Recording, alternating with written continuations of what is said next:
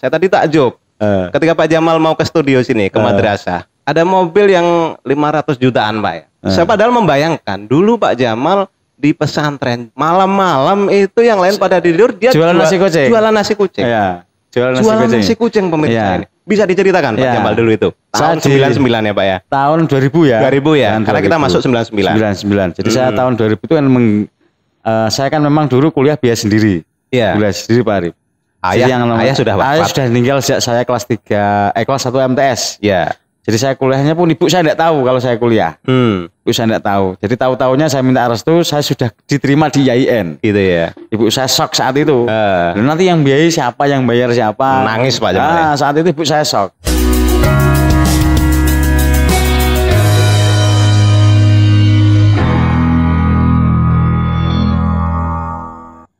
Assalamualaikum warahmatullahi wabarakatuh. Waalaikumsalam warahmatullahi wabarakatuh. Selamat berjumpa kembali pemirsa podcast pendidikan. Kali ini kita bersama Pak Jamal Lutfi. Halo Pak Jamal. Halo, selamat pagi Pak Arif. Selamat pagi. Ini Pak Jamal ini sosok pengusaha tapi nggak nampak seperti pengusaha. Masih klusit-klusit. Bawaannya seperti orang desa. Memang aslinya desa Pak ya, Jepara Pak ya. Iya. Terus Pak Jamal, ini kita membicarakan tentang kiprah pengusaha pada pendidikan. 5 tahun yang lalu itu ada reformasi Yayasan Islam Hasan Kafrawi, Desa Pancor, Kecamatan Mayang, Kabupaten Jepara. Sip. Ada membawa naungan 2 madrasah ibtidaiyah, ada 2, ada MTS ada 2, kemudian tingkat SLTA ada 2, SMK dan Aliyah. Sekarang baru kita rintis pesantren. Yang dulu itu sesepuh-sesepuh dituakan, yang disepuhkan untuk mimpin yayasan. Berarti Pak Jamal sudah dianggap sepuh ini? Mungkin, yang tidak 1 bulan sekali, 2 kali saya harus adakan evaluasi, mendatangkan kepala-kepala sekolah, kepala madrasah untuk laporan. Dari jauh ya, sistem remote ya kerjanya Pak Jamal. Luar biasa ini Pak Jamal. Kan sekarang terkait pendidikan, saya di Semarang juga mendirikan yayasan, namanya Yayasan KJ Bakti Pada Generasi. Masih ada yayasan juga? Iya. Oh gitu. Jadi ketuanya saya, sekaligus pendirinya saya, itu khusus untuk mendampingi adik-adik mahasiswa dan santri serta masyarakat umum yang mau bergabung. Angkatan pertama ada 20 siswa, 20 santri. Gratis Pak? Gratis. Jadi saya latih dia untuk menjadi pengusaha. Khusus mahasiswa dan santri? Iya. Ada persyaratan formalnya usia. Oh gitu. Usia. Berapa minimal maksimal kalau usianya? Kalau dulu usia 20 sampai usia 26. Oke. Jadi usia produktif. Samping itu saya persyaratkan mereka harus bikin kayak semacam tulisan kecil-kecilan gitu. Tulisan terkait kewirausahaan. Sebelum masuk bergabung ya. Agar mereka tidak blank. Jangan-jangan hanya manfaatkan kesempatan ada istilah gratis terus bergabung rame-rame. Malah nggak serius. Kadang memang kalau gratisan itu kadang kita nggak serius Pak. Iya. Makanya saya pengen mereka serius ke teori 1-2 bulan. Habis itu saya kirim magang di beberapa perusahaan teman-teman kita. Oh gitu. Jadi bukan yang saya didik memang bukan soft skillnya, tapi mindsetnya ya Pak. Mindset. Bagaimana cara mereka berpikir, karena pengusaha pemula itu kuncinya di mental. Mental bukan modal. Kalau modal saya Pak Arif sama-sama tidak punya modal ini. Ya luar biasa. Ini catat saya potong Pak ini. Ya. Jadi modal pengusaha itu tidak hanya modal Pak ya, tapi juga mental. Ya. Wah luar biasa ini pemirsa. Penting itu mental. Penting ini. Kunci utamanya mental. Makanya pembentukan mental itu di madrasah itu sedini mungkin harus diperkuat. Kalau saya membaca CV-nya Pak Jamal, ini luar biasa loh. Direktur CV Kreasi Japarais, Komisaris PT KJ Global Korsindo, Owner Kopi KJ, Cafe ini ya, Owner KJ Ren Furniture. Bisa dijelaskan Pak satu persatu biar yang lain tahu ini. Saya biar jadi pengusaha. Kalau sudah jadi pengusaha, saya tak bakti ke pendidikan itu Pak. Gitu ya. Mau ditinggalkan kepala sekolahnya? Iya enggak Pak. Saya di rumah juga ada usaha Pak. Apa itu? Tapi kepala juga di madrasah saya hikmah Pak. Karena insya Allah mendapat barokah karena mengajar. Amin. Begitu menurut saya. Di rumah tetap saya meniru ilmunya Pak Jamal. Tetap ada usaha. Pak Jamal silakan diceritakan usahanya apa saja Pak Jamal. Saya yang pertama kali CV Kreasi Japarais. Kenapa? Apa itu Pak? Bergerak di dunia furniture dan interior. Karena Pak Jamal dari Jepara ya? Sebenarnya bukan karena dari Jepara. Kenapa Pak? Kenapa ada Kreasi Japarais? Bahwa stigma mebel, brandingnya ya miliknya Jepara. Jepara dan Bali Pak ya. Makanya saya kasih kreasi Japarais. Berlokasi di Semarang. Berlokasi di Semarang. Luar biasa ini. Berlokasi di Semarang. Dan ketika ada orang tanya, emang Mas Jamal orangnya aslinya mana? Jepara ya? Iya, sudah cukup. Jangan tanya Mayongnya Jeparanya mana. Kalau tanya Jepara mana, ketemunya Mayong. Tanya Mayong mana, ketemunya Pancur. Itu tidak ada mebel di situ. Artinya batu, kayu, buah-buahan, singkong, tidak ada mebel. Jadi kalau teman-teman bicara, oh Jamal bener mebel wong aslinya Jepara. Tidak ada itu di Mayong itu adanya keramik. Gitu ya Pak ya. Genteng Mayong, genteng Melan, dan Melan itu adanya bata. Terkenal bakar-bakar itu ya Pak ya. Jadi tidak ada mebel itu salah. Cuman Pak Jamal memang bener aslinya Jepara. Iya sudah cukup, jangan tanya lagi. Gitu ya. Itu sekitar beberapa tahun yang lalu. Itu kan satu saya ini tanya modal, punya modal, saya saat itu memang punya mobil jelek-jelek itu saya jual itu. Gitu ya. Modal awal ya. Ya saya jual buat sewa ruko sama beli beberapa mesin. Saat itu tahun berapa Pak? Kalau saya mulai yang CV Kreasi Japarais ini sekitar tahun 2016 ya. Nah 2016. Kalau sebelumnya sudah pernah mebel-mebelan tapi ikut-ikutan. Nah, terus lanjut Pak. Japarais seringnya dapat guyonan singkat KJ. Ada teman-teman guyon istilahnya di Jepara itu KJ itu Kaji Jamal. Kaji Jamal. Luar biasa saya kalau dianggap dua saya amini aja itu. Istilahnya KJ kemudian saya kembangkan menjadi Kopi KJ. Kopi KJ. Nah, kafe itu divisi bisnis lain juga. Bisnis lain itu bergerak di bidang kopi, ya semacam kafe ya. Ini insya Allah baru kita diskusikan dengan tim untuk menjadi semacam rumah makan pengembangan. Itu di Semarang Pak? Di Semarang. Oke Pak, lanjut Pak. Terus mebel Kreasi Japarais saya buka cabang lagi di Jepara itu. Sudah 1 tahun ini, tahun ini saya mengembangkan mebel di Jepara. Khusus untuk kayu solid. Pikiran saya kepengennya mengejar dunia ekspor karena yang di Semarang itu memang lokal dan berbasis kantor yang tidak bisa kita targetkan omsetnya. Aktivitasnya ada ya Pak ya? Ada aktivitasnya ini saya lagi memproduksi kiriman persiapan kiriman ke Italia yang ini. Ekspor Pak ya? Ya ekspor. Luar biasa loh Pak ya. Terus ini lagi kegiatan mendampingi teman-teman yang lagi ukir. Oh gitu, di Jepara juga Pak ya? Ini di Jepara, di sini areanya ini ada 3.000 meter. Oh luar biasa 3.000 meter, itu ada tempat tidur, ada kantor, ada showroom, ada tempat produksi, ada tempat mesin, ada assembling, cukup komplit lah. Luar biasa Pak. Sudah beberapa kali saya kirim ke Italia, ke Taiwan, dan kemarin selesai terakhir itu Rusia. Delalah kebetulan habis mendirikan perusahaan kok ada musim COVID. Oh gitu ya. Jadi agak terkendala sedikit tapi tidak masalah. Tidak masalah. COVID hanyalah biasa. Karena kembali ke mental tadi Pak ya. Kembali ke mental. Iya, jadi COVID itu anggap aja hikmahnya kalau tidak ada COVID mungkin Pak Arif tidak bikin podcast. Gitu ya.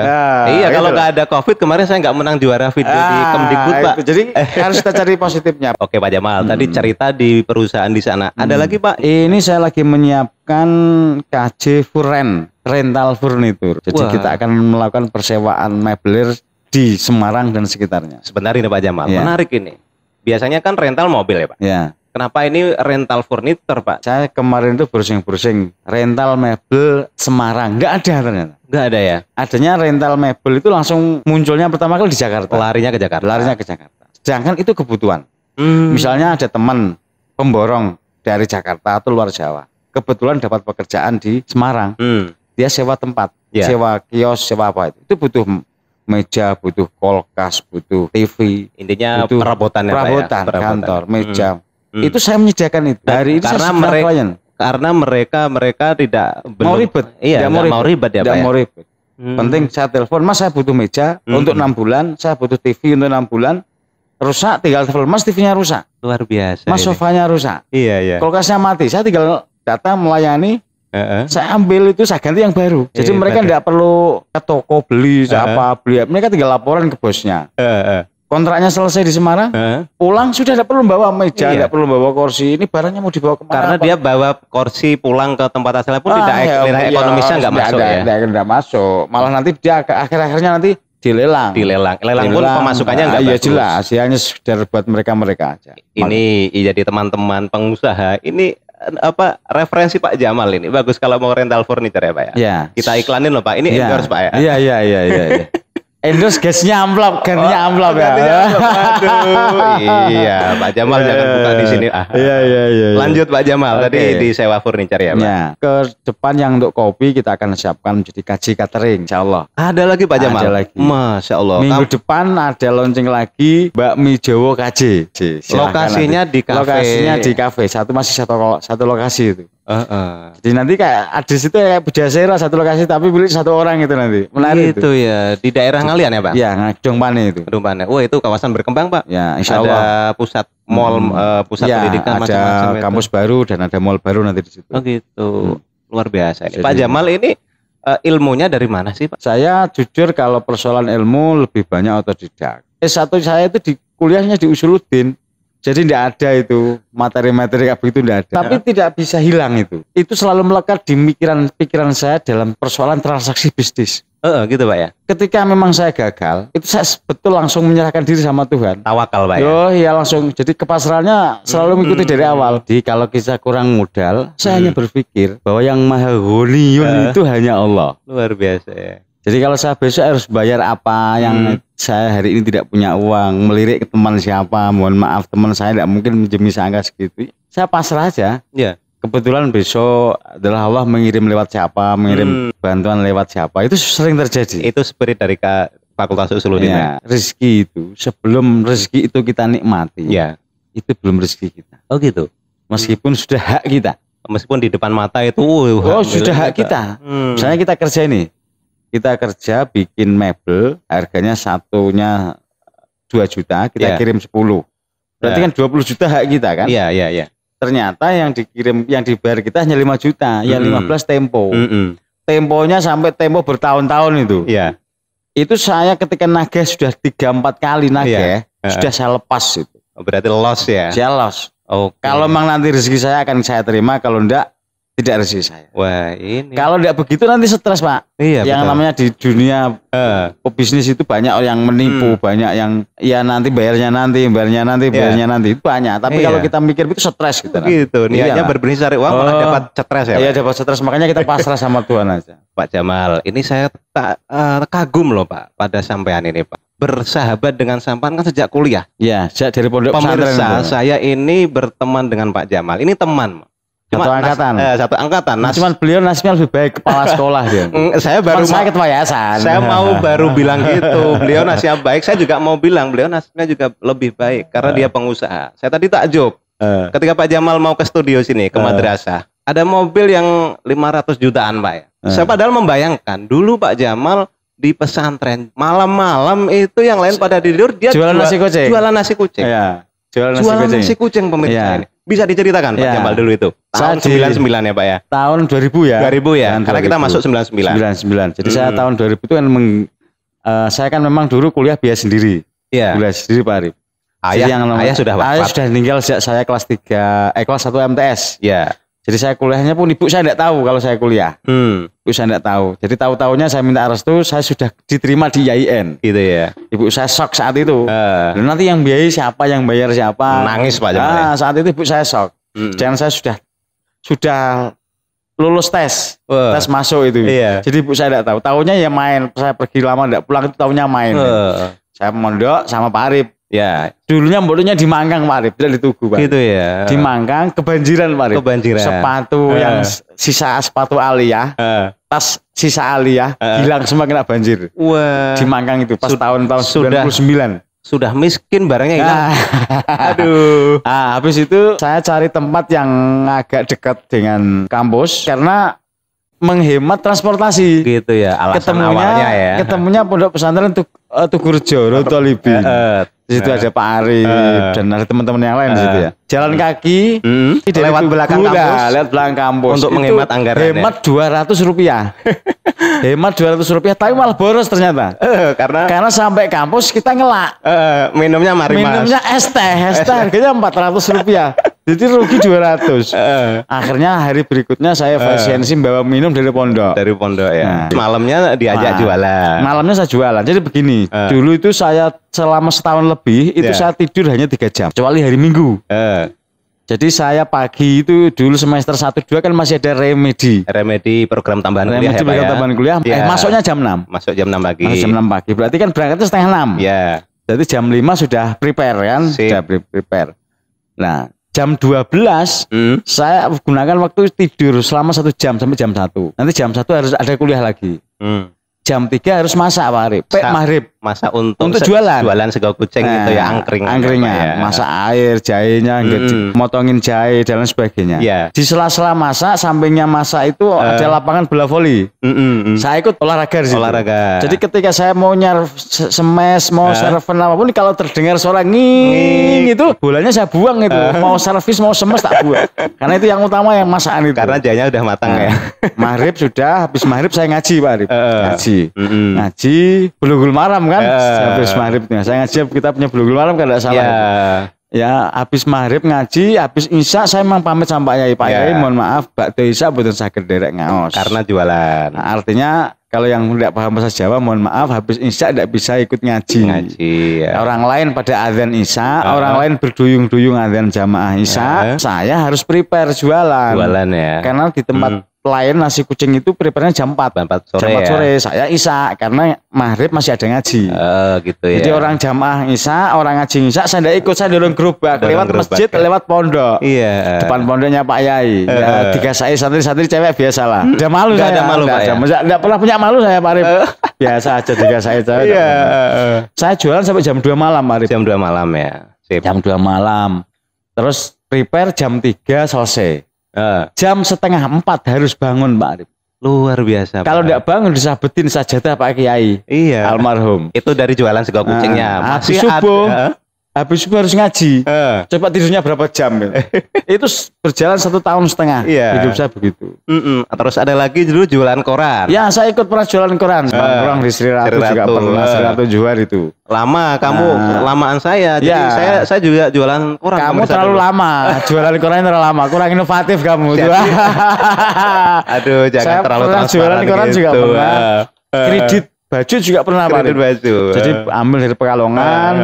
Saya kreditkan ke mahasiswa, saya catat Pak Arif 5.000, ini siapa 5.000 pernah. Iya, jadi memang betul Pak. Jadi waktu mahasiswa rekoso. Tapi Pak Jamal waktu itu pernah membayangkan nggak Pak, pas jualan koran, pas jualan sego kucing, terus sekarang seperti ini ya alhamdulillah. Itu waktu itu kira-kira pernah membayangkan atau belum Pak? Saya tidak pernah membayangkan nasib saya besok ke depan kayak apa. Belum pernah ya? Tidak pernah. Saya tidak pernah berpikir besok punya rumah. Saya tidak pernah berpikir apalagi punya mobil, tidak pernah berpikir itu. Apalagi mobilnya 500 juta. Amin. Ya rabbal alamin. Luar biasa lah Pak Jamal, kiprahnya, kisahnya pemirsa. Seperti itu loh. Ini bukan rekayasa, karena saya memang temannya Pak Jamal. Saya tahu di pesantren waktu itu. Kalau ada yang mendengar kayak begini dan dikira bohong, silahkan ketemu saya gitu. Gitu ya.